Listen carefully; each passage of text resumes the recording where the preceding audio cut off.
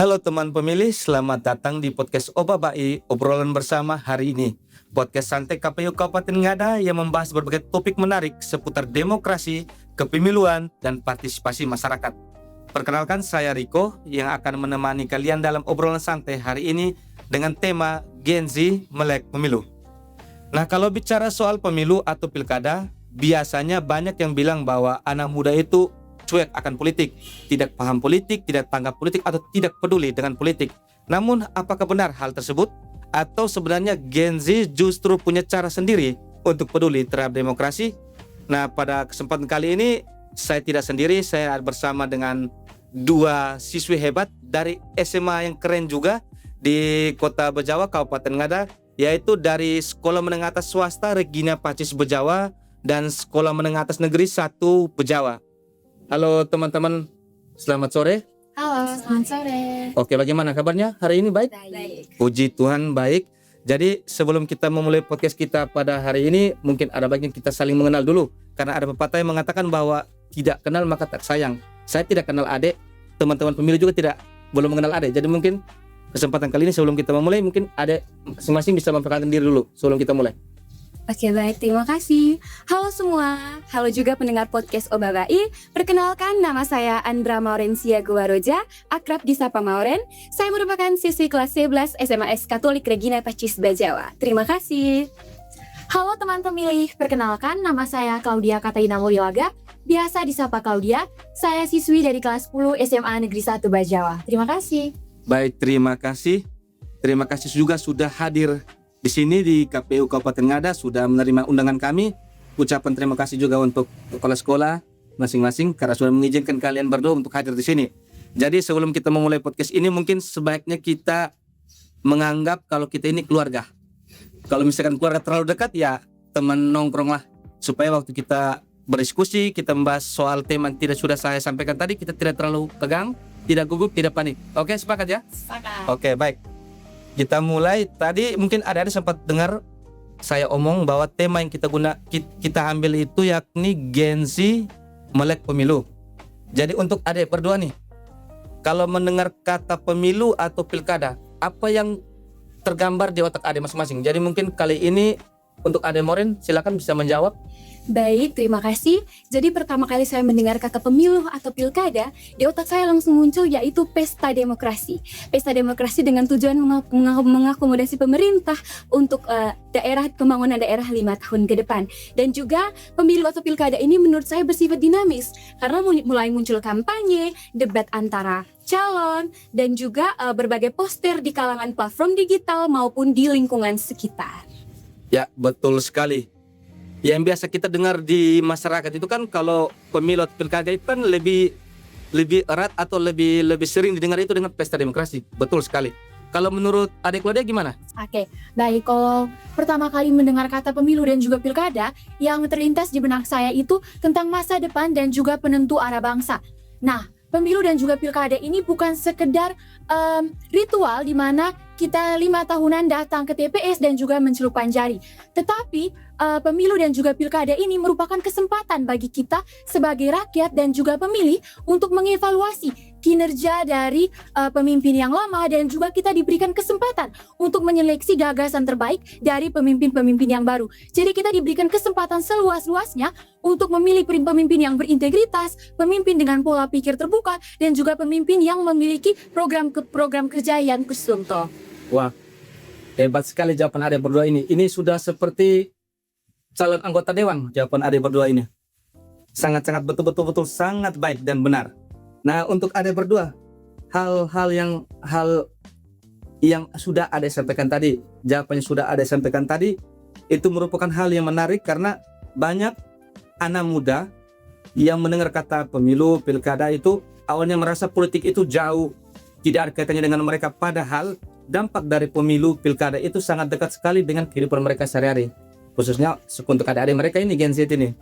Jadi setelah itu, kalau menurut adik berdua, setelah adik berdua menggambarkan, menjelaskan terkait apa itu pemilu pilkada menurut adik masing-masing, menurut adik untuk anak muda zaman sekarang ini, rata-rata anak muda di sepengetahuan adik lah, teman-teman adik di sekolah mungkin peduli tidak dengan politik atau mungkin peduli tidak dengan pemilu ini?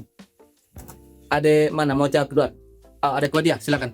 Oke, kalau tentang berbicara tentang anak muda yang peduli, menunjukkan kepedulian dan juga bentuk partisipasinya terhadap pemilu dan juga pilkada, kalau standarnya itu tentang mengikuti debat politik, kadang kecenderungan atau kemauan anak muda itu minim atau cenderung kurang. Tetapi kita bisa melihat di media sosial banyak sekali anak muda yang secara vokal mengkritisi sistem dan juga kinerja dari pemerintah dan juga politik ini. Jadi anak muda ini tidak menunjukkan secara langsung, tetapi bentuk partisipasi, bentuk kemauan mereka dengan politik ini seringkali ditunjukkan berbasis digital.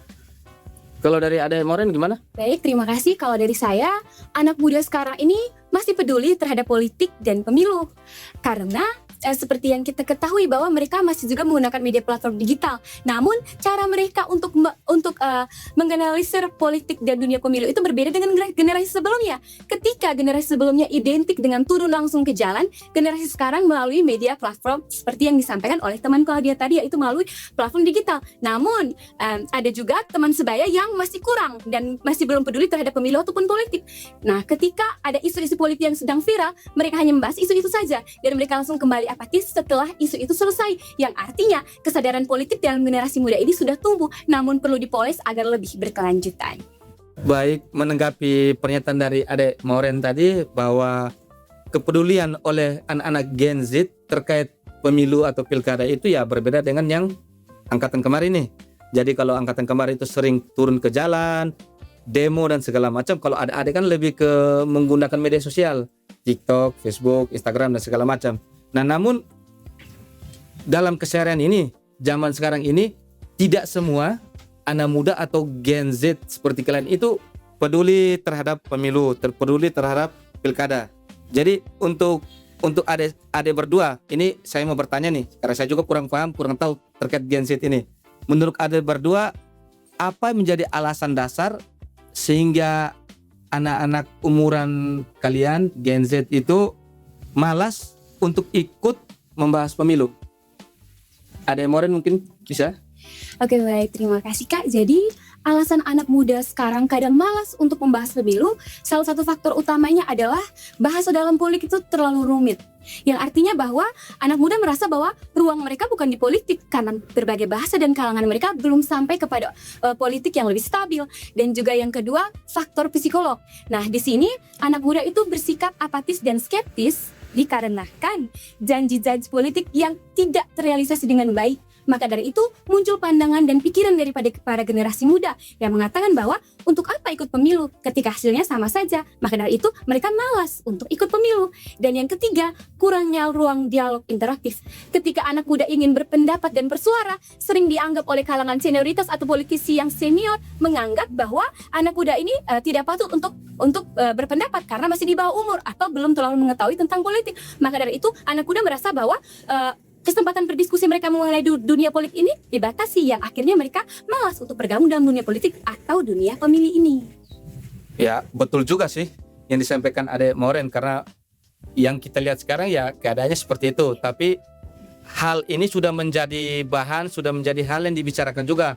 Karena dalam perjalanan ini ke depan ini, kita warga Indonesia khususnya ini kan bebas untuk berpendapat, bebas untuk menyampaikan sesuatu sesuai apa yang kita sampaikan. Intinya apa yang disampaikan itu tidak menghina, merusak atau memecah belah bangsa.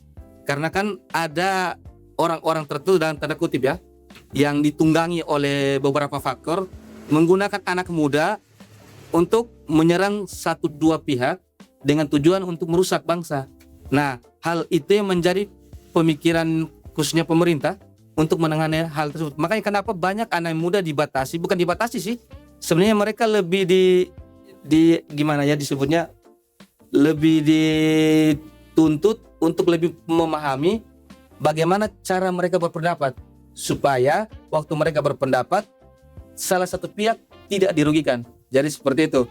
Tapi memang benar juga yang apa yang ada sampaikan, atau mungkin dari adik-adik mungkin sama atau berbeda? Ya, hampir sama dengan Kakak Mauren, karena di politik itu kita kami sebagai anak muda khususnya sebagai Gen Z itu berpikir kalau politik itu terlalu banyak drama. Jadi muncullah pikiran dari anak-anak muda dan munculnya sikap sinisme di mana kami ini berpikir kalau dengan pemimpin yang baru apakah bisa membuat perubahan untuk kami. Kalaupun perubahannya itu tidak ada, itu sama saja. Jadi kadang anak-anak itu malas mengikuti pemilu dan juga politik-politik ini karena kinerja pemimpin yang baru itu kadang tidak realistis dan juga tidak sesuai dengan Gen Z saat ini. Betul sekali apa yang sudah disampaikan Ade berdua. Jujur kami sebagai penyelenggara pemilu di KPU Kabupaten Ngada ini, hal yang sudah disampaikan oleh Ade berdua ini merupakan tantangan utama kami nih. Karena kan jumlah pemilih terbesar juga yaitu dari adik-adik sekalian Gen Z itu. Jadi dari penyampaian oleh Ade berdua ini merupakan tantangan yang mesti kita lawan, sehingga bagaimana kita bisa membuat edukasi pemilu lebih ringan lagi agar mudah dipahami oleh anak-anak umuran kalian ini. Ya, pernyataan yang sudah disampaikan oleh kalian berdua itu betul-betul sangat membantu kami sebenarnya ini. Nanti kalau lulus kuliah bisa daftar di CPNS KPU ya, karena pemikiran kalian ini betul-betul hebat. Oke, jadi sekarang kan kita omong soal Gen Z nih, Gen Z. Nah, yang lebih dekat dengan kalian, yang lebih dikenal oleh kalian itu media sosial, betul kan? TikTok. Viewer berapa TikTok? Ada TikTok? Ada. Berapa viewer? 1.000 lebih. Waduh, kalau 1.000 lebih. wah, sudah jadi influencer ini. Ini bisa jadi sebagai brand ambassador KPU ini untuk mempublikasikan soal KPU. Oke, terkait dengan media sosial. Menurut adik-adik sekalian, media sosial itu lebih banyak membantu atau malah lebih bikin adik-adik bingung atau pusing atau ragu-ragu soal politik? Adik Claudia? Oke, baik. Jadi kalau kita berbicara tentang media sosial ini bisa diibaratkan sebagai pisau bermata dua. Karena di satu sisinya ini, media sosial ini bisa memberikan hal positif. Kita sebagai pemilih bisa melihat rekam jejak para calon-calon kandidat politik. Nah, di sisi lain juga, media sosial ini bisa memberi pengaruh negatif. Karena di media sosial ini tidak sedikit yang memberikan berita hoaks tentang calon-calon pemimpin dan juga di media sosial ini banyak sekali isu atau juga yang dikemas secara manipulatif. Jadi kembali lagi kepada kita sebagai penggunanya untuk meningkatkan literasi kita dalam menggunakan media sosial ini. Apakah kita ingin melihat hal positifnya atau hal negatifnya? Jadi sebaiknya diambil hal positifnya saja. Betul sekali. Betul yang ada sampaikan, kalau media sosial itu bisa dibilang pedang bermata dua. Ya, pedang bermata dua. Bisa membuat kita susah, bisa juga membantu kita sebenarnya. Jadi dari kita sendiri pribadi masing-masing itu bisa melihat mana yang baik, mana yang buruk. Tidak semuanya kita angkat. Kalau menurut Moren yang disampaikan Claudia itu bagaimana? Betul atau tidak? Baik, menurut saya yang disampaikan oleh teman Claudia itu betul sekali karena memang media sosial itu memiliki dua peran ganda sekaligus, bisa negatif dan bisa positif, tergantung dari penggunanya masing-masing. Maka dari itu, literasi digital sangat penting bagi generasi muda agar dapat memilah dan memilih informasi yang baik dari sumber yang terpercaya. Baik, betul sekali. Saya juga setuju dengan penyampaian adik berdua. Jadi kita sebagai user, pengguna media sosial itu penting sekali untuk kita mengecek fakta sebelum kita percaya atau kita mengikuti apa yang disampaikan melalui media sosial itu. Jadi kita sebagai, bukan kita lah, adik-adik berdua, karena saya milenial, adik-adik berdua ini sebelum mempercayai sesuatu, setelah melihat, menonton, mendengar di media sosial itu, pastikan dulu fakta atau tidak. Karena kan seperti yang saya sampaikan awal itu, banyak bukan satu dua orang lah, banyak lah yang menggunakan media sosial untuk menjatuhkan beberapa orang, menjatuhkan mungkin pemerintah, mungkin itu tidak tahu. Jadi adik berdua harus pintar-pintar menggunakan itu ya. Nah, setelah itu ini juga yang ingin saya tanyakan ini, kan adik berdua sekarang kan kelas 10, adik kelas 11, Moren kelas 11. Jadi pemilu ini kan 2029. Kalau 2029 kan berarti adik sudah bisa memilih kan? Kalau adik juga sudah juga. Oke. Nah, yang ingin saya tanyakan nih, kalau nanti adik berdua sudah punya hak memilih, hak untuk melakukan pencoblosan waktu pemilu dan pilkada, hal apa yang paling kalian pertimbangkan nih? Nanti kan setelah kalian sudah memiliki hak suara, sudah musim pemilu kan banyak nih, mulai kampanye nih, Ini yang bupati, presiden, gubernur dan segala macam, dewan, anggota dewan, DPR semua. Nah, Ade sebagai pemilih baru ya. Apa yang paling kalian pertimbangkan saat memilih pemimpin? Ade Moren. Oke, baik, terima kasih. Jadi sebagai pemilih baru yang Ya. saya pertimbangkan untuk memilih pemimpin, yang pertama itu dilihat dari substansi program kerja. Jadi program kerja yang dipilih oleh para calon pemimpin harus sesuai dengan kebutuhan daerah seperti infrastruktur, pendidikan, kesehatan, teknologi atau ekonomi kreatif yang menguntungkan bagi generasi muda, terkhususnya penciptaan lapangan pekerjaan baru bagi generasi muda. Yang kedua, integritas dan rekam jejak.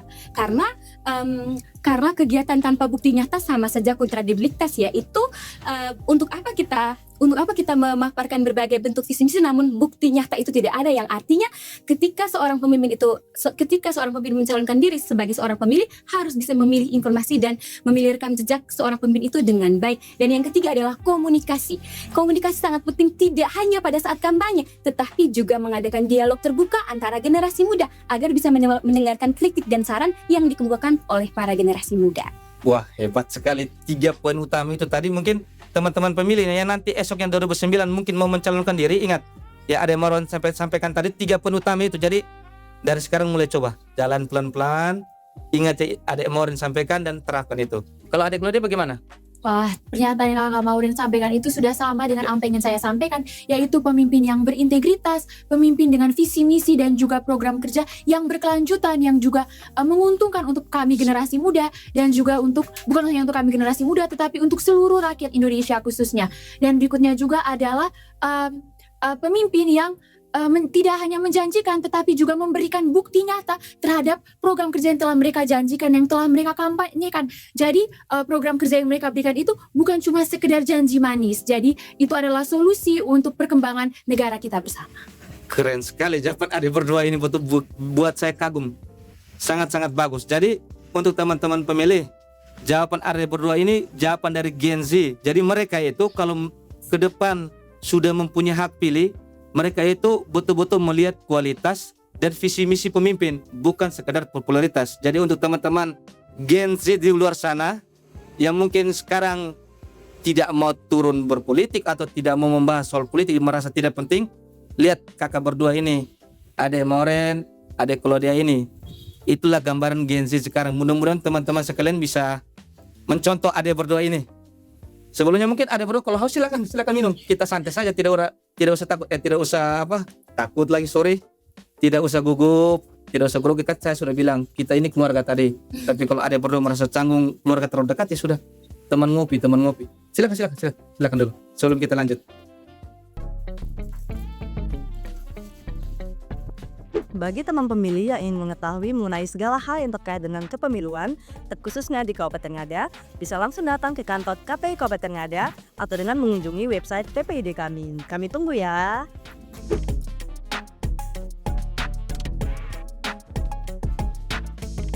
Oke.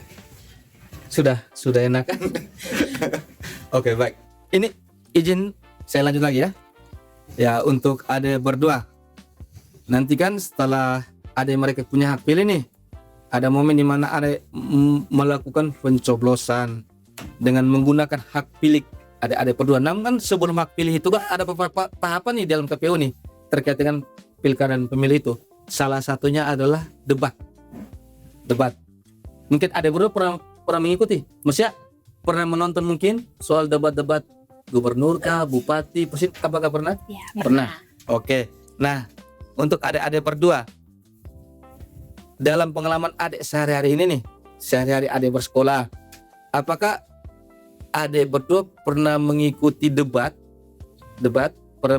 baik secara online atau mungkin secara offline yang membahas terkait dengan politik? Kalau mungkin pernah, ya mungkin Adek Claudia bisa menceritakan sedikit. Oke, baik. Kalau tentang debat, saya dan Kak Mauren ini pernah mengikuti debat, yaitu debat Hardiknas yang diselenggarakan di Aimere. Jadi debat ini beberapa topiknya diambil tentang politik. Salah satunya itu tentang politik dinasti, juga tentang DPR, dan juga tentang beberapa undang-undang. Salah satunya undang-undang perampasan aset. Jadi debat ini sebenarnya harus diselenggarakan terus untuk kami para Gen Z ini, agar kualitas kami, kualitas berbicara kami, kualitas komunikasi dan public speaking kami ini terus terasah. Jadi debat ini sangat berguna, dan juga tidak sedikit saya melihat di media sosial teman-teman kami yang juga sering sekali berpartisipasi dalam kegiatan debat. Berarti adek berdua ini sudah kenal lama nih? Iya. Udah, wah pantasan. Sudah sering ikut debat juga? Maksudnya selain yang Hardiknas itu pernah ikut debat sebelumnya? Iya, Pernah kalau juga? Hardiknas itu baru kali pertama. Baru kali pertama. Kalau adek Mauren, Iya. udah pernah juga? Iya. Mungkin ceritakan sedikit juga? Silakan. Oke, jadi baik. Seperti yang disampaikan oleh teman Claudia, bahwa kami pernah mengikuti debat di menjelang Hardiknas yang membahas tentang berbagai isu politik.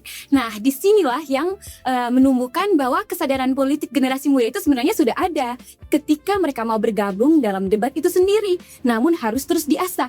Dan juga kita perlu melihat intensitas cara berdebat para generasi muda, terkhususnya di kalangan media sosial ataupun di kalangan nyata. Memang intensitas debatnya masih kurang karena sumber debat harus membutuhkan sumber, logika, dan data yang kuat. Maka dari itu perlu dipoles agar intensitas debat generasi muda di kalangan politik, terkhususnya debat politik, bisa jauh lebih baik. Nah, bagus sekali apa yang sudah disampaikan adek berdua itu. Jadi yang mau disampaikan kepada kalian berdua, ingat, beda pilihan itu biasa. Yang penting jangan sampai merusak pertemanan ya. Oke?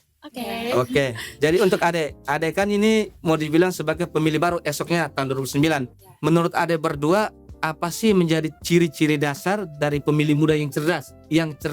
Ya? Dari adek Claudia?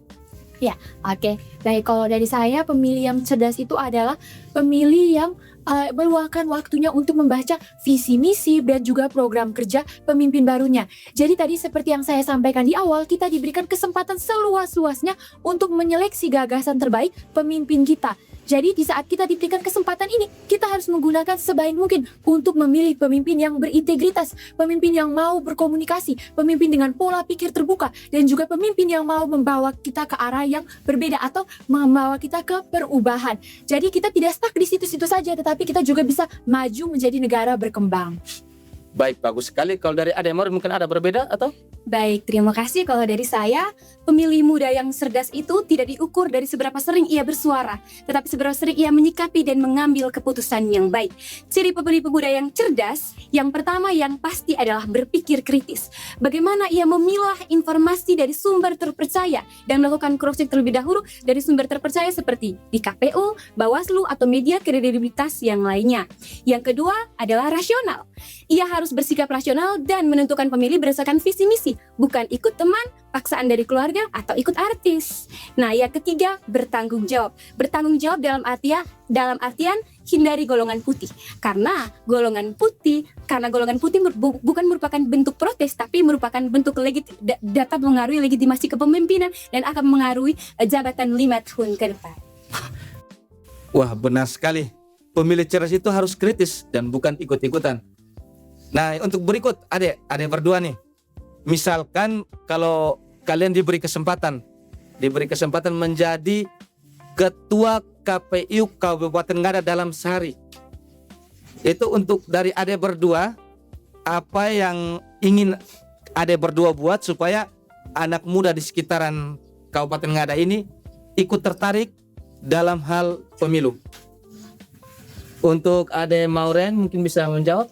Oke, baik. Jadi jika saya diberikan kesempatan untuk menjadi ketua KPU di Kabupaten Ngada, ada 3 program unggulan yang akan saya paparkan untuk generasi muda, terkhususnya pemilih pemula.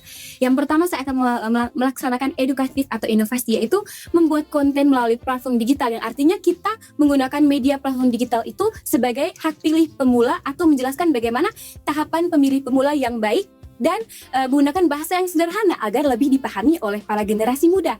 Yang kedua, saya akan mengadakan forum diskusi interaktif bagi generasi muda.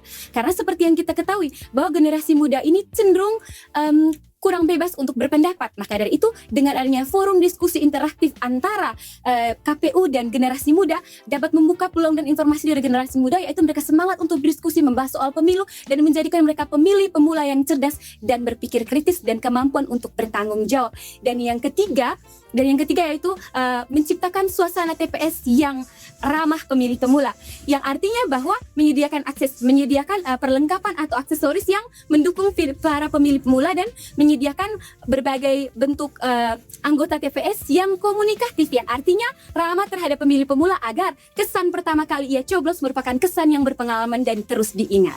Wah, ide yang bagus itu. Kalau dari Ade bagaimana? Ade Claudia? Kalau saya diberikan kesempatan untuk menjadi ketua KPU selama 1 hari, saya akan memperbanyak sosialisasi tentang pemilih pemula. Karena waktu itu waktu masa pembinaan lingkungan sekolah, KPU datang ke sekolah untuk memberikan sosialisasi tentang pemilih pemula. Jadi itu adalah kesempatan yang sangat luar biasa untuk kami mendengarkan dan juga memberikan saran dan juga pendapat kami tentang KPU, tentang pemilihan, tentang politik juga. Namun selain itu juga saya ingin sedikit mengembangkan lagi tentang podcast ini. Jadi podcast ini terus berjalan. Jadi kita sebagai teman-teman online, teman-teman digital bisa melihat bahwa kami sebagai generasi muda bisa bersuara, apalagi mereka. Jadi kami bersama-sama bersuara untuk politik. Wah, ide yang bagus juga ya untuk Ade berdua ini. Memang benar kalau edukasi politik itu kan memang harus disampaikan, dipaparkan, ditunjukkan kepada kalian, itu harus mengikuti perkembangan zaman. Jadi ya mau tidak mau salah satunya dengan podcast ini. Ini ide-ide yang betul-betul bagus ini. Nah, untuk Ade berdua, kalian ini kan sebagai anak-anak Gen Z di Kabupaten Ngada ini, mungkin ada pesan yang bisa kalian sampaikan kepada anak-anak muda umuran kalian, yang mungkin kepada teman-teman pemilih juga, anak-anak Gen Z di luar sana mungkin yang menonton podcast ini, pesan kalian terkait dengan pemilu atau keadaan menjelang pemilu dan pilkada itu. Jadi kalian mungkin bisa menyampaikan apa sih pesan-pesan kalian untuk teman-teman sekalian terkait dengan pemilu dan pilkada. Ada Claudia, silakan. Oke, baik.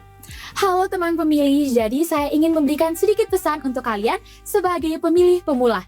Jadi pesan dari saya, kita sebagai seorang pemilih harus memilih pemimpin yang bijak, berintegritas, dan juga bertanggung jawab tentunya. Jadi pemimpin itu diibaratkan sebagai kapten kapal. Jika kita memilih kapten kapal yang bisa membawa kita untuk tenggelam, itu adalah awal dari kehancuran. Jadi pilihlah pemimpin yang berintegritas, bertanggung jawab, dan juga bermoral. Jadi seorang pemimpin adalah seseorang yang bisa membawa kemajuan dan juga perubahan untuk kita. Jadi kita sebagai seorang pemilih bijak dan juga cerdas sebagai pemilih pemula. Baik, terima kasih. Langsung ada. Oke. Baik, kepada rekan Gen Z di Kabupaten Ngada, saya ingin menyampaikan bahwa masa depan daerah kita berada di tangan kita sendiri. Pilkada bukan sekedar ritual 5 tahunan, tetapi bagaimana kita menentukan arah ekonomi berkelanjutan yang berada di Kabupaten Ngada dan pembangunan yang berkelanjutan dalam artian perkembangan infrastruktur, teknologi, kesehatan, dan ekonomi kreatif. Jangan biarkan hak pilih kita tidak digunakan. Tidak digunakan karena seorang pemilih yang cerdas mampu menggunakan pikiran kritis, bertanggung jawab, dan bersifat demokratis dan juga rasional. Jangan biarkan sikap apatis atau sikap skeptis mengganggu pikiran kita dalam memilih. Karena sebagai seorang pemilih pemula, gunakan hak pilih dengan baik. Datang ke TPS dan gunakan hak pilih kalian untuk menuju Kabupaten Ngada yang berkelanjutan. Wah, keren sekali. Tepuk tangan dulu. Tepuk tangan dulu kita berdua. Wah, sangat keren sekali. Jadi untuk anak muda, jangan cuek dengan masa depan daerah sendiri. Gunakan media sosial dengan bijak dan jangan mudah terprovokasi. Anak muda punya kekuatan besar untuk menjaga demokrasi tetap sehat dan damai. Oke, untuk kesempatan podcast kali ini sudah menyampai di penghujung acara, sudah sampai di akhir podcast Obobai ini, obrolan bersama hari ini. Jadi hari ini kita belajar bahwa Gen Z bukan generasi yang apatis, tetapi generasi yang kritis, kreatif, dan punya kepedulian terhadap masa depan demokrasi. Terima kasih untuk kedua narasumber sudah hadir di tempat ini, sudah meluangkan waktunya, walaupun tadi baru selesai ujian kan tadi? Baru selesai ujian, capek-capek tapi masih mau datang ke sini. Terima kasih banyak. Terima kasih juga karena sudah berbagi cerita dan membagikan pandangan adik-adik sekalian pemahaman kalian terkait politik, terkait pemilu, terkait pilkada pada kesempatan kali ini. Jadi semoga semakin banyak anak muda di Kabupaten Ngada yang melek terkait dengan pemilu dan pilkada, serta berani menjadi pemilih yang cerdas dan bertanggung jawab. Saya Riko, saya pamit undur diri. Sampai jumpa di episode podcast Obabai selanjutnya. Ingat, demokrasi yang kuat lahir dari anak muda yang peduli dan berani bersuara. Dadah. Dadah. Dadah.